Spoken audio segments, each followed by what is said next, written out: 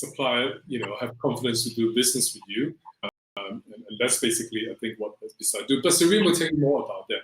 But her presentation today is not about, the Bitsight rating, but it's more about, how to measure your security performance. And that's basically quite refreshing to hear. Again, it's not about COVID-19 things. But without overdue, welcome Serene to this particular webinar. She's basically going to kickstart. Can we give our applause to Serene? You guys know what to do with the hand sign. Again, if you have any questions, ask in the chat bar or ask in the ask questions site and such. Okay. Well, you have a couple of clubs coming in now. Serene, pass to you. Okay, thank you so much, and good morning, everyone. I understand from Jeffrey that we are all calling in from Singapore, so if you have kids, you'll probably be working from home and trying to juggle with the home-based learning at the same time. So hoping that the next few minutes, 20 minutes or so, you will be able to take away something that is probably a little bit new to you, or you've heard of security ratings before. Happy to take any questions after this session.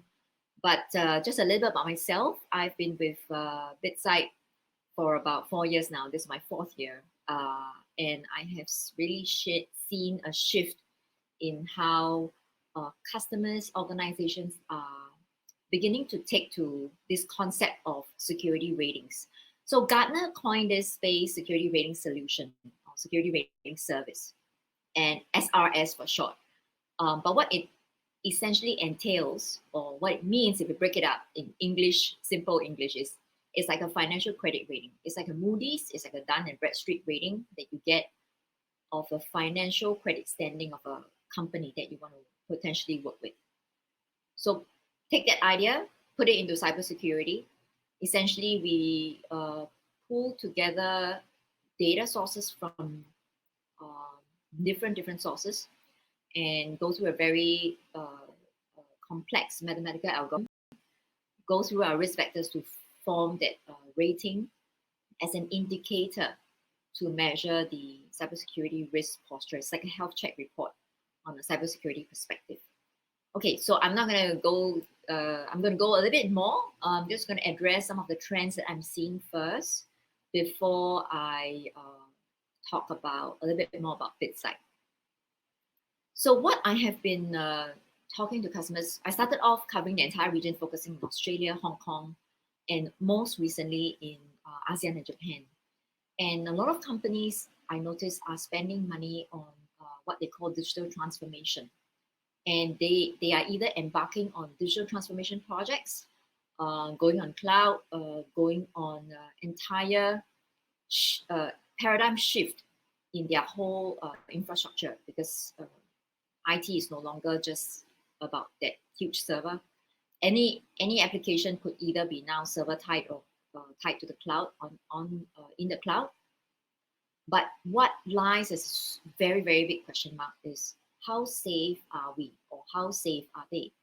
And we realize that a lot of times, while the businesses want many things, cybersecurity spend may not necessarily be aligned to business objectives.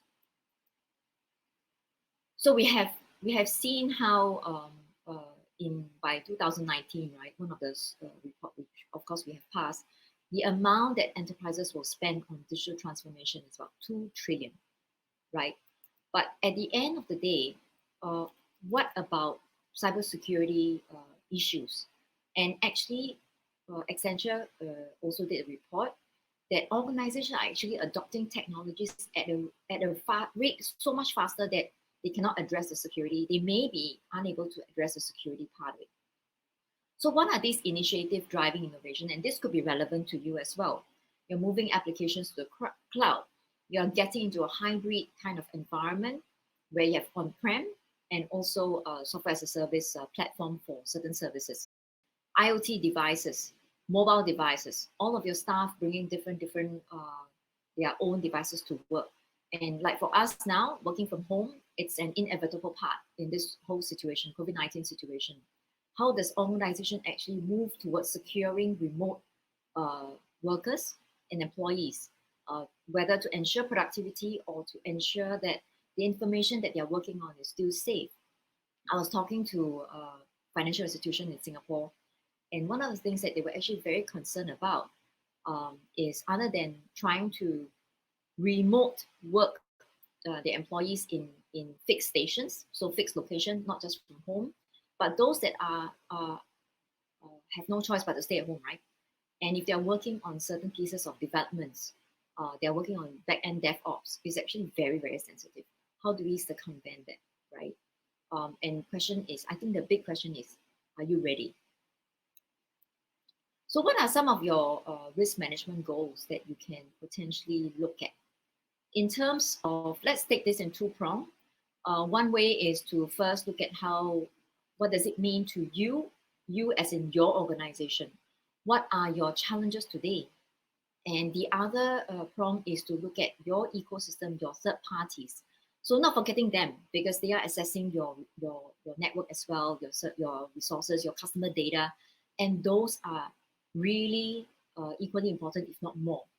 So talking about challenges to your organization, one of the few common things that we hear is lacking visibility. Not just if you have offices here and overseas, that's even more challenging, because overseas sometimes it's a bit out of sight, out of mind. How do you ensure a uniform set of metrics, a fair set of metrics that apply to everyone? How do you go beyond just that quarterly review, that monthly review, that 6-monthly review? How do you, when you get that feedback, how do you ensure that what they have said yes is truly yes, right? And when you talk about implementing projects, making decisions across the group, whether in ASEAN, Asia, or global, do you find there is probably a challenge in getting objective context and metrics? How about key stakeholders communication?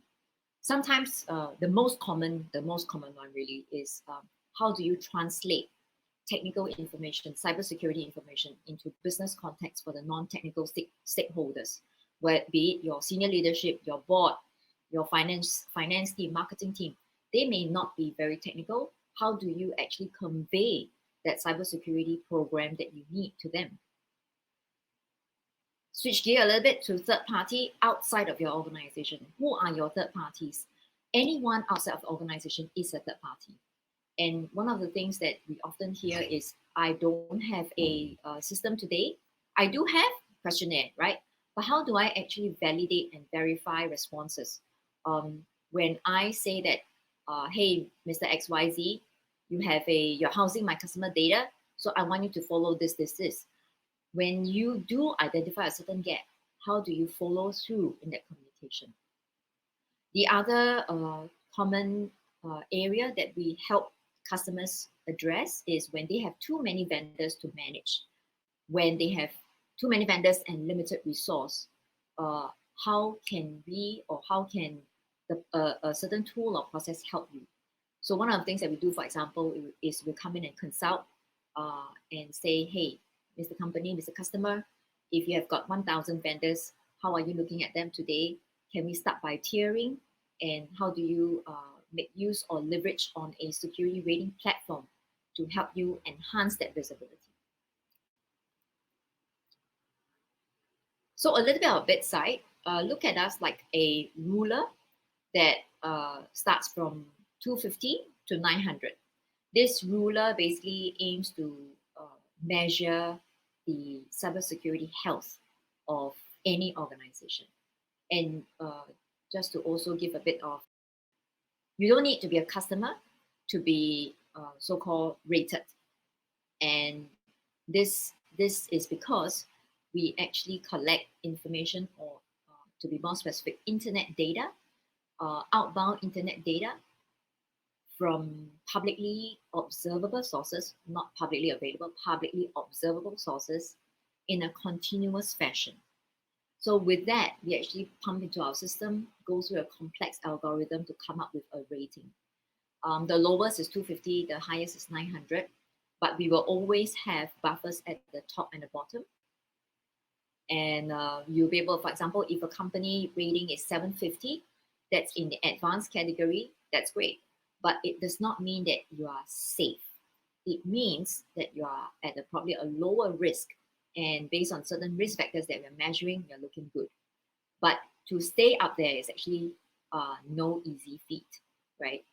And generally for telcos, their rating will be in the basic category. Usually the lowest rating is 300, between 3 to 400. And that's because they have got infrastructure services that are actually their customers. So they are unable to manage that security aspect of it because it is actually their customers' services. So we do have ways to address those concerns. So for example, BitSight partners with Amazon, with Microsoft to build out different services like S3 bucket, Windows Azure, Teams for customers to monitor this specific application. One thing is this rating is refreshed every 24 hours. So if today you're doing an annual assessment of your vendor, and do think about the potential risk if, let's say for me, I fill up your questionnaire in the month of April. Throughout the month of April, we could be communicating and improving my mediation strategy or things that you may be concerned about as my customer. But what happens after April? From May up till next April, you probably have no visibility into my cybersecurity posture. And that I feel is getting more critical in today's very, very dynamic world where a lot of threats are just lurking. I was just reading an article that our internal sharing was going on about how cyber insurance claims have actually gone up almost 60%. I'm not sure whether that study was done just in the US or was it global, but cyber insurance claims have gone up as much as 60% in year 2019 due to ransomware. So this is something that is no longer an issue that we can ignore. And cyber insurance is also becoming a very hot topic among many organizations here. So talking about cyber insurance, one of the key interesting fact about BitSight, we actually work with a lot of cyber insurance companies to provide that indicator. So they have two core indicators usually, first line indicator, and ratings are one of them. So BitSight work with probably more than 10 cyber insurance carriers around the world to be that ruler of risk. So short of saying that when you purchase a cyber insurance, we have a hand in helping to determine that premium. And with that, customers have also made use of cybersecurity ratings from BitSight to perhaps negotiate a discount when it comes to policy renewal. So this was something done by, this is a study done by a third party where they actually came and validate our data versus the ratings. And they looked at the breaches that were announced over a period of 2 years. They correlate that to our ratings, and they came up with a study that if organization has a rating of 400 or lower, there's actually a 5x higher risk of getting a data breach. And if, for example, the botnet grade, which is one of the factors, is a B or lower, the chances of getting a data breach is actually 2x higher. Okay. I'm going to talk a little bit about how we calculate our ratings. We actually collect internet traffic, as I mentioned earlier, 200 billion plus events on a daily basis beyond just open source. So a lot of customers ask me, your data is just from open source, right? My answer is no.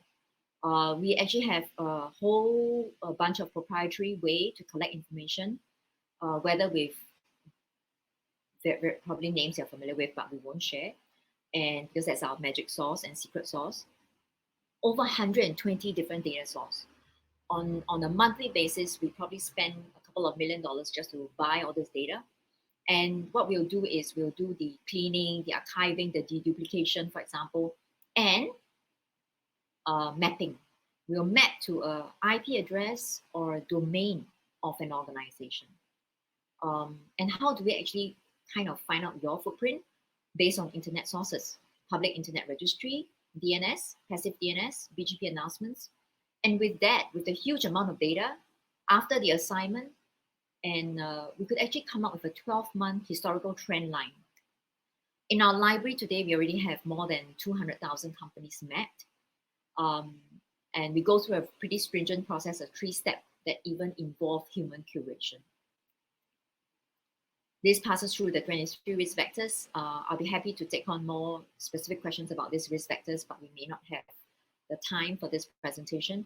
But this is a quick view from botnet, spam, malware. These are all perimeter defense strategy risk vectors that takes up 55% of the rating. 35% focuses on hygiene, configuration issues of an organization. Whether you're running outdated desktop software, server software versions, whether we are seeing open ports, what are the potential risk gaps for web app headers. These are the things we looked at. And interestingly, we also look at file sharing. That's the last 10%, what we term as user behavior.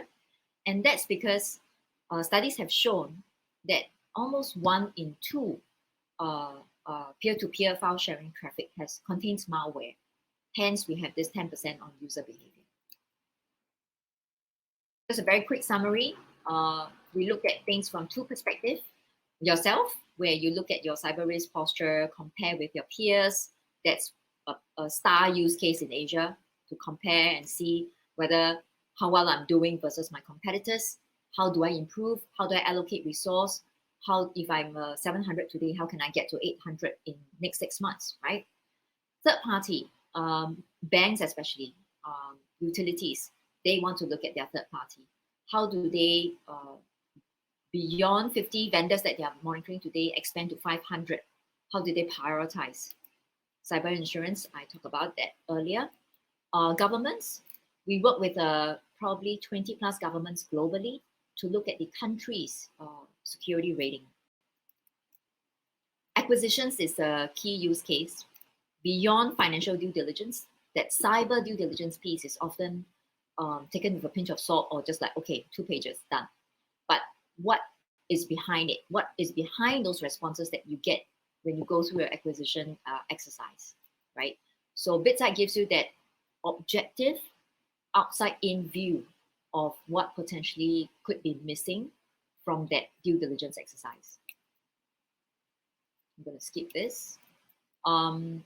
Just want to close off this slide where before BitSight pioneered this security rating space, but before that, one of the key things that we have done, and even up to recently, we have worked with law enforcement on multiple takedown, botnet takedowns.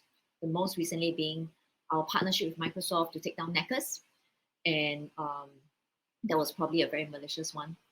And we have been in this since 2011, 9 years now. And we are also the only one that has been certified or so-called validated by a third party.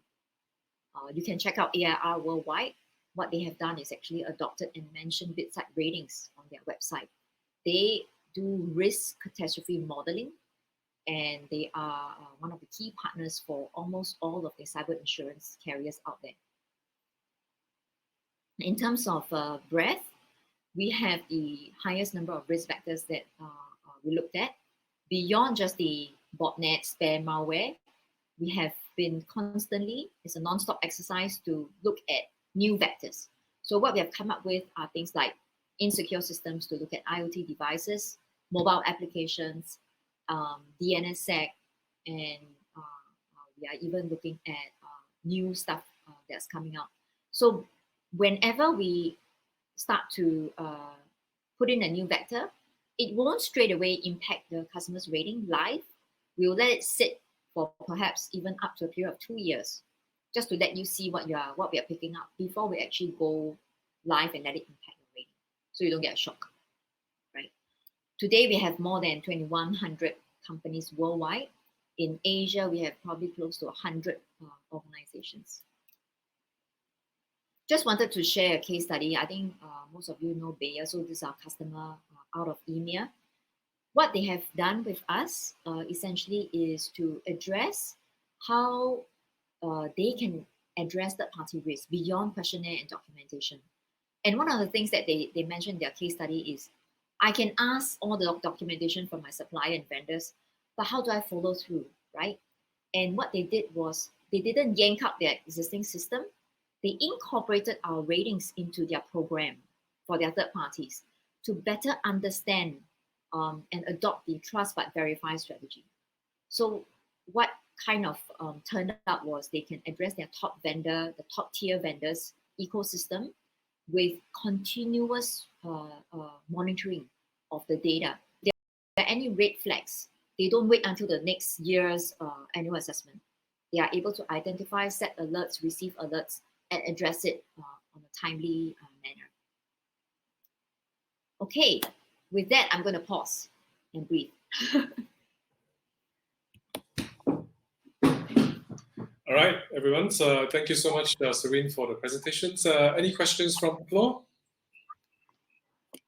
Or from the fellow webinar? All right, so there's a couple of questions coming in just now. How do you calculate the rating score, Serene? Okay, yeah, I get that all the time. So how do you trust my rating, right? Yeah. A little bit. Yeah. So how do you calculate this rating score? You know, what do you have to basically take into measure to rate someone, I guess? So customers or companies don't have to do anything. All the heavy lifting is done side. Essentially, what you can imagine us doing, we are subscribing to data sources, different data sources, 100 plus of them. Imagine you subscribing to the 100 plus data sources and making sense of the data feeds that come to you. We do that for you. And these are all based on externally observable events.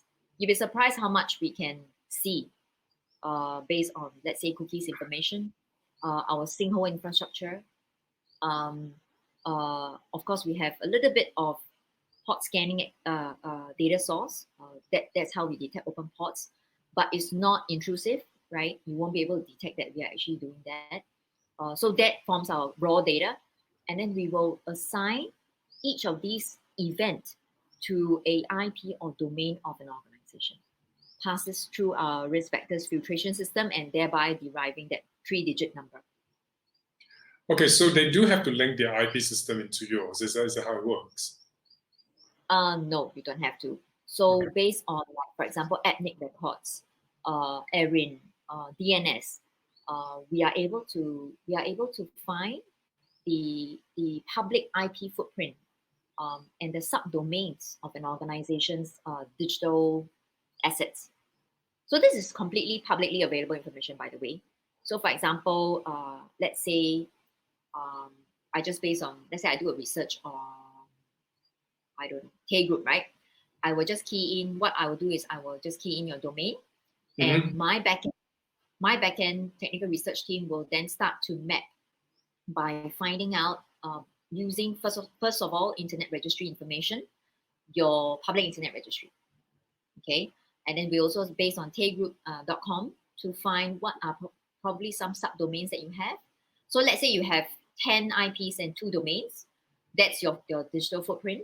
We will then map the events to these 10 IPs and 2 domains, right? Passes through a funnel that goes through the botnet, malware, spam, etc., and eventually arrive at rating. Okay, I understand now. Brand was asking, you may be able to see the question there. There are a lot of, what he says is that we see many views around government, tech company, etc. On top of that, threat risk sector to rate against. So they also, how does it derive yours? I mean, what is the difference between yours and all the threat intelligence company that rating other company about their risk threshold or anything like that? I think that's a great question. Yes, customers, brand, right? Yes, brand.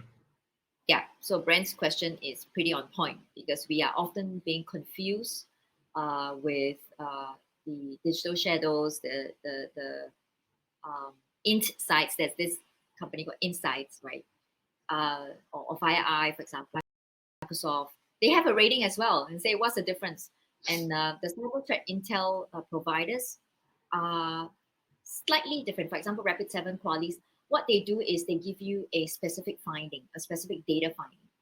What BitSight does is because of the huge amount of data that we have and we collect and we see, we're able to provide that contextual observation. And essentially, right at the crux of it, we are not a security operations tool. There's another slide that I wanted to share, but I decided to kind of hide it. But it gives a spectrum of how, from an operational angle, we do give you the prioritized events to fix. But what we are shifting to and how customers are using us is as a benchmarking presentation to their board to say, this is how we are doing. We are 720 today, and this is how we compare to our peers. And these are the reasons why, right? So we measure the risk. So for example, today, if my 55% are all A's, right? Each of the vector has a grade A, B, C, F.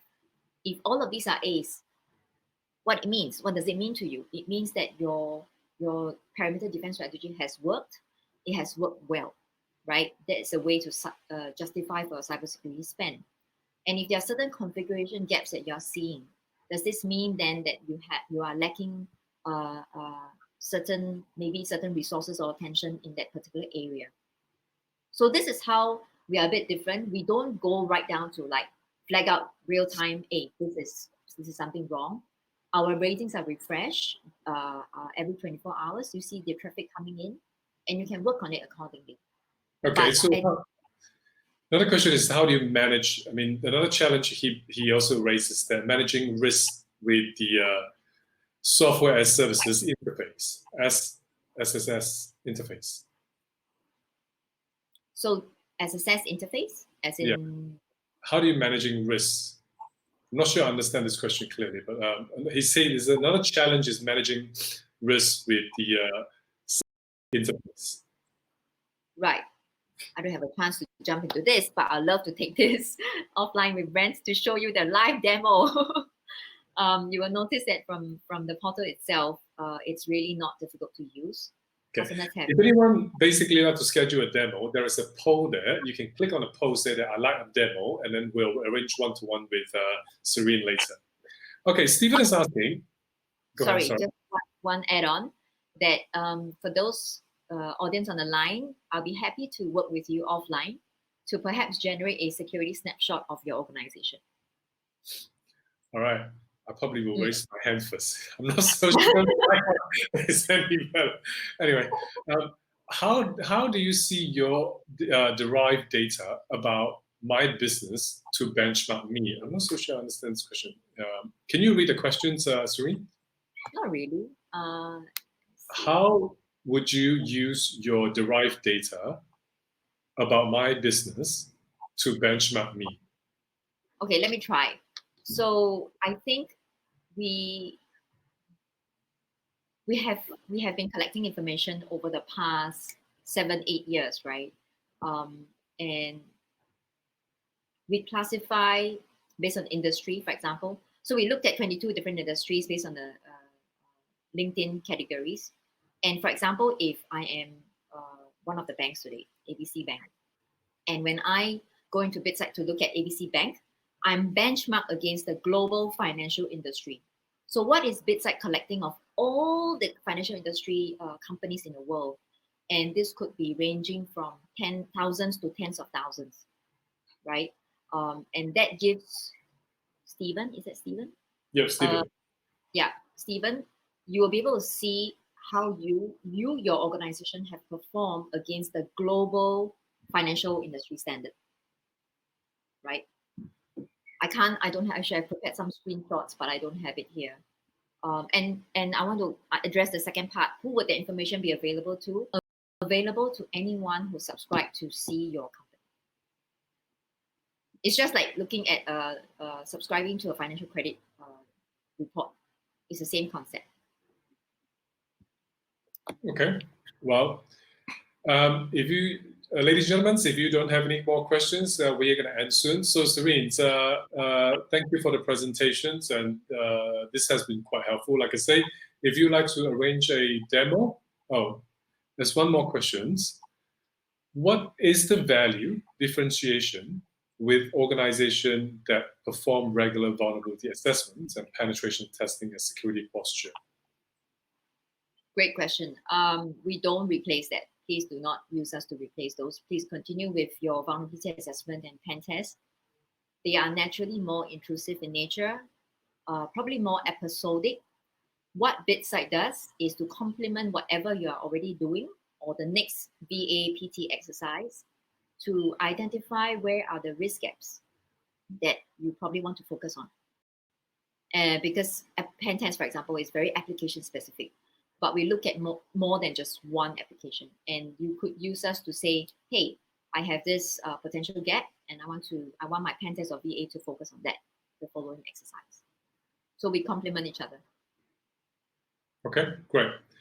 Now, look, I mean, we will basically share Serene's email to all the participants. You're welcome to approach her. She's very approachable. She's very nice. We have drinks sometimes. And like everyone else, she's also working from home. I think most of the people registered to do Singapore.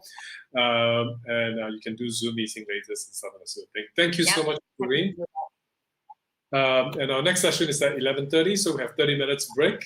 Again, log back on to the room tree.